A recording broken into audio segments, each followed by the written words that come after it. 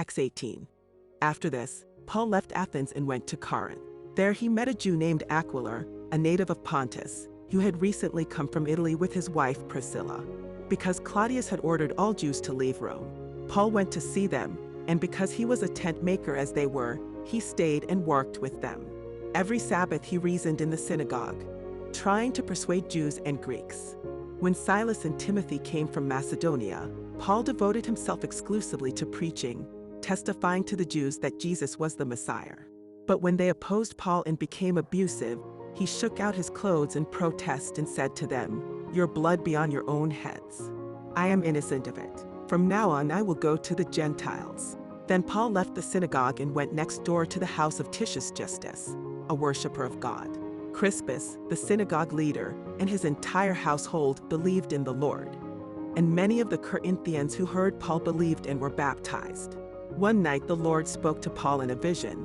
"Do not be afraid. Keep on speaking. Do not be silent.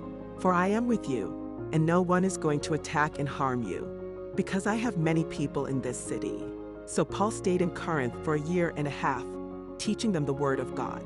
While Gallio was proconsul of Achaia, the Jews of Corinth made a united attack on Paul and brought him to the place of judgment.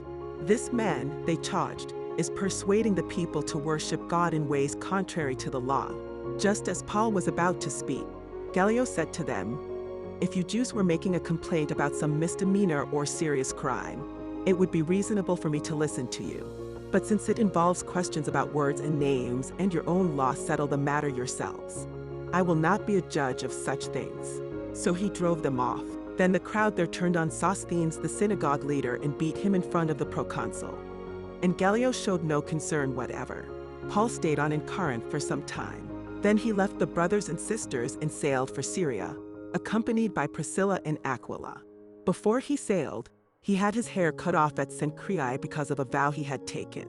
They arrived at Ephesus, where Paul left Priscilla and Aquila. He himself went into the synagogue and reasoned with the Jews. When they asked him to spend more time with them, he declined. But as he left, he promised, "I will come back if it is God's will."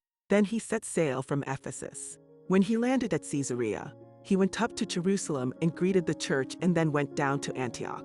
After spending some time in Antioch, Paul set out from there and traveled from place to place throughout the region of Galatia and Phrygia, strengthening all the disciples. Meanwhile, a Jew named Apollos, a native of Alexandria, came to Ephesus. He was a learned man, with a thorough knowledge of the scriptures. He had been instructed in the way of the Lord, and he spoke with great fervor and taught about Jesus accurately, though he knew only the baptism of John. He began to speak boldly in the synagogue. When Priscilla and Aquila heard him, they invited him to their home and explained to him the way of God more adequately.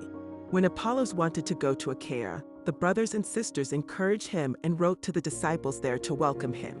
When he arrived, he was a great help to those who by grace had believed, for he vigorously refuted his Jewish opponents in public debate, proving from the scriptures that Jesus was the Messiah.